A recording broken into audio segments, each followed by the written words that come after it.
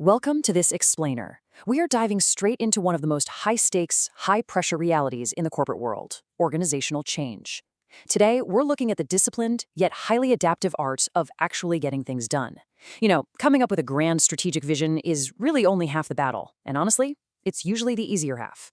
The real beast of a challenge is converting that approved direction into actual, coherent, accountable delivery.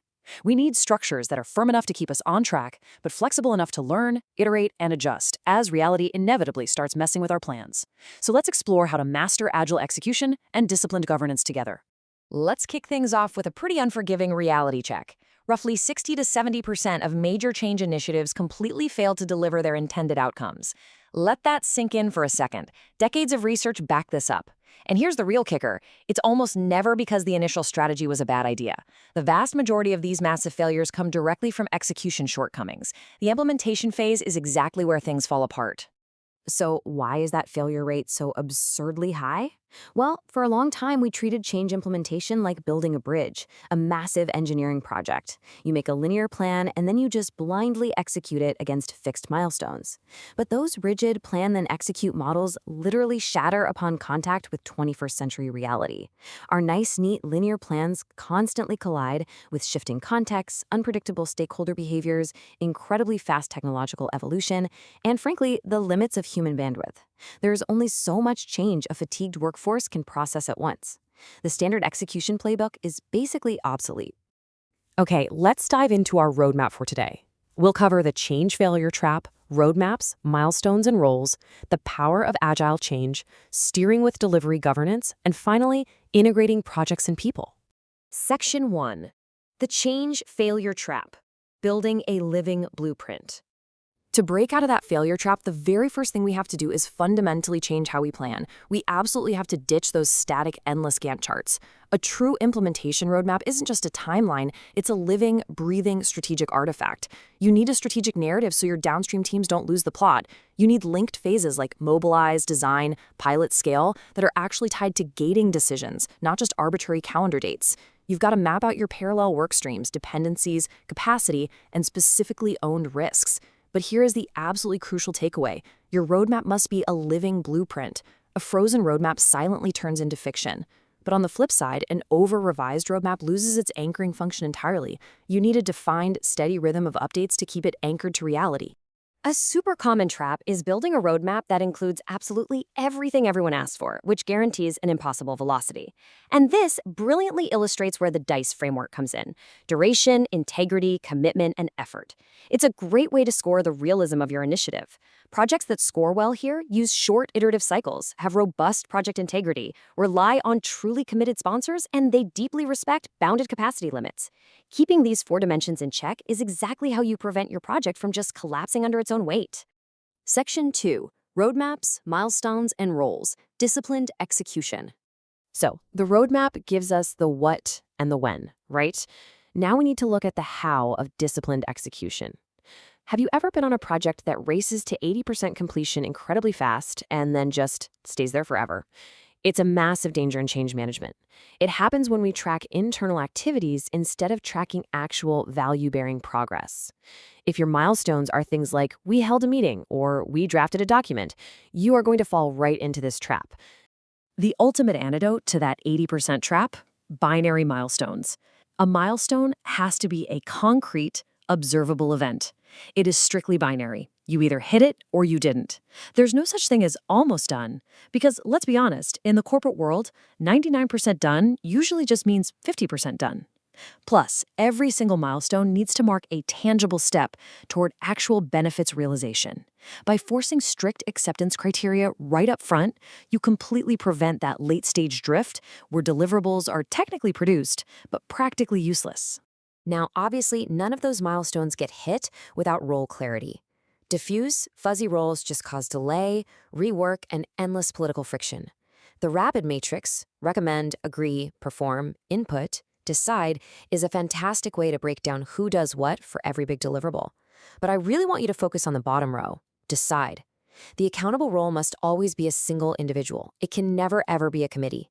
Every decision needs a clear decision maker, and every dependency needs a named manager.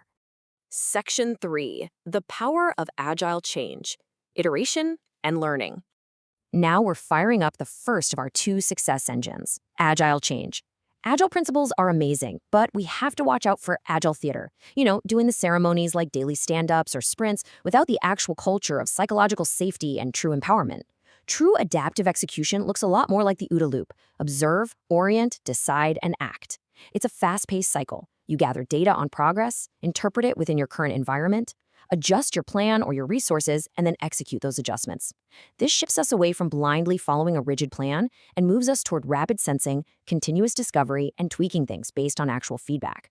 But to operate at that kind of speed, you kind of have to change your whole relationship with failure. Agile execution demands what we call intelligent failure. We're talking about small, contained, well-instrumented failures that actually give you vital data. Negative findings aren't a reason to panic. They're valuable learning mechanisms. A brilliant tool for this is the pre-mortem. Before a major phase kicks off, the team imagines it has completely crashed and burnt, and then works backwards to figure out why. It takes the fear out of the equation, surfaces hidden risks, and bakes learning right into the structure of the project. Section 4. Steering with Delivery Governance. Discipline meets agility. Here's the truth. Agility without governance is just chaotic drift, while governance without agility is bureaucratic ossification. The real magic is in balancing both, but governance completely relies on truth, which brings us to the Watermelon Report. It's one of the most dangerous pathologies in corporate governance. It's a status report that looks bright, shiny green on the outside for the executives, but is bleeding red on the inside where the team is actually doing the work. It sanitizes reality. Honest, leading indicator reporting is the true backbone of governance. If you aren't honest about risk and progress, your steering committee is literally driving blind. And a huge part of avoiding those watermelon reports is having highly functional escalation processes. In a low-trust, blame-heavy culture, escalating an issue feels like career suicide, so problems just get buried. But in a healthy organizational culture, effective escalation is structured. It has clear criteria for what actually triggers it, distinct routes of who tells whom, defined timing, and really specific expectations. It is a totally normal, healthy channel for solving non-routine problems across different levels of management. Section 5. Integrating Projects and People. The Final Synthesis. There is a massive historical fault line in change delivery, a divide that has tanked countless otherwise brilliant transformations. Project management is traditionally hyper-focused on the technical stuff, scope, schedule, budget. Meanwhile, change management focuses on the human side, stakeholder readiness, communication, and actual adoption.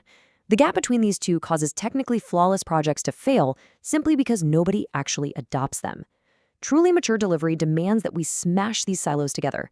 We need a single, shared roadmap, joint metrics, and joint governance that weaves the technical and human disciplines together from day one. Because at the end of the day, your ability to sustain change is a strategic asset all on its own.